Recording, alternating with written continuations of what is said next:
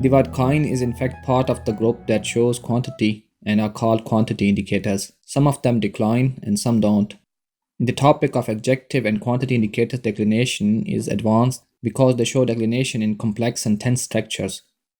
These topics are generally discussed in B1 and B2 levels. At the level of A1, quantity indicators don't show any significant declination, but we will discuss some of them because they are important and are used a lot in sentences.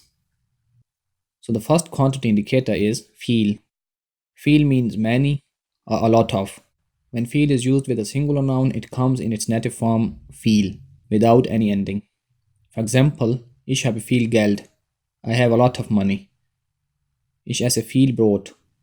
I eat a lot of bread. But when used with a plural noun, viel adds an ending e and becomes viele. Ich habe viele Autos. I have many cars. Herr Stumm hat viele Brüder. Mr. Stumm has many brothers. Alle is all in English. Alle is normally used in plural. Alle sind hier. Wir müssen jetzt fahren. Alle are here. We have to go now. Herr Stumm hat viele Brüder. Alle sind sehr nett. Mr. Stumm has many brothers. All of them are very nice. Alle müssen morgen hier sein. Everyone has to be here tomorrow.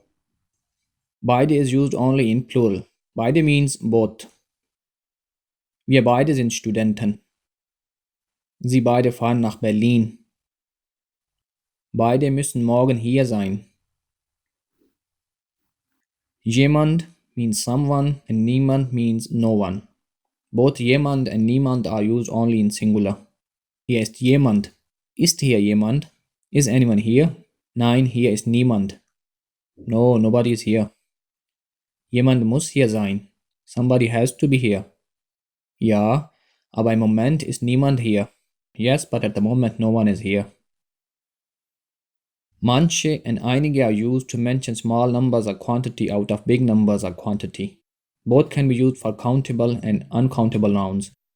Their difference is subtle. Manche is used for lesser numbers or quantity than einige.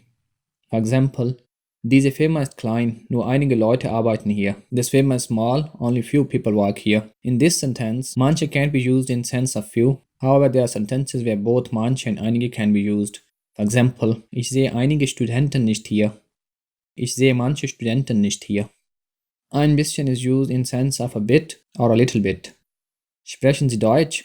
Do you speak German? Nur ein bisschen. Yes, only a bit. Ein paar means a couple of, some, a few. Ich habe ein paar Freunde in Berlin. I have some friends in Berlin. Ich sehe nur ein paar Studenten hier. I see only a few students here. Man with single n is used as a pronoun to make impersonal phrases. Please don't confuse it with the noun der Mann, which means man. Some examples of man are: Man soll nie lügen. One should never lie. Man kann die Stadt von hier sehen. One can see the city from here.